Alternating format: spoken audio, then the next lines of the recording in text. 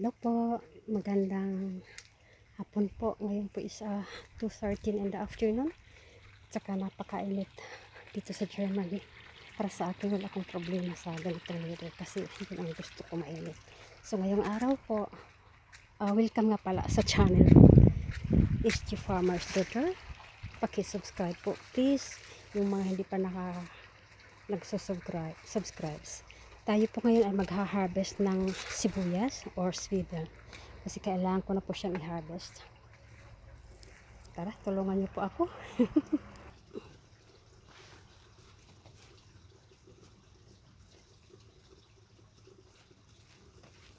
Ayan po, nakapag-harvest na po ako. Nakapag-start na po ako mag-harvest. At papakita ko po sa inyo. Ayan po. Napakainit po.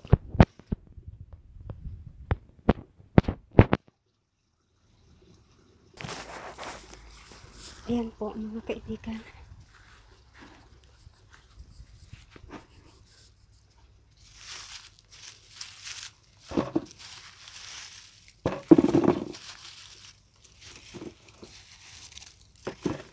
Ang laki oh. So hindi na ako at least pansamantala bibili ng sibuyas.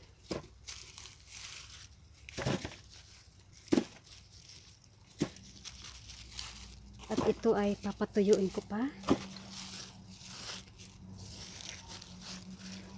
Buti naman at mayroon din akong pulang sibuyas. Ako, masarap ito sa salad.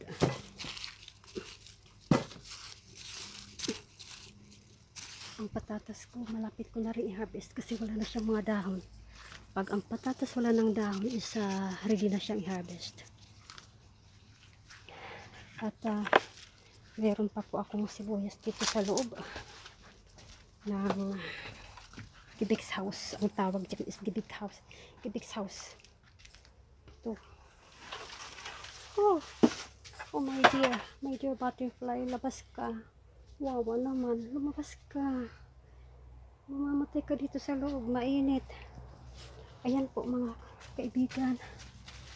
I-harvest ko rin yung mga hollow blocks dito. Nilagay ko rin.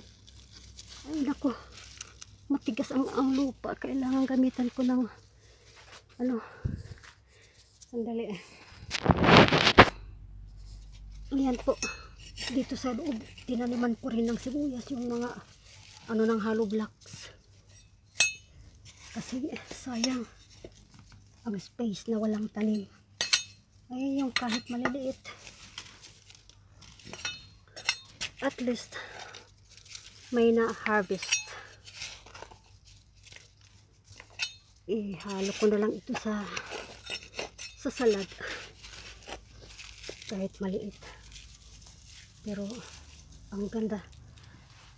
Ang sarap ng bagong hinarvest na sibuyas. Siya? Sharp. Sharp. Maanghang. At very strong ang amoy.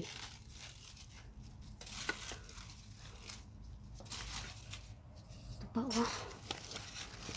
Tumubo din kahit papano. Guys, yung mga ko, huwag nito, kalabasa. Ready to harvest na rin ang mga yan. Kinukulang pa ako ng oras.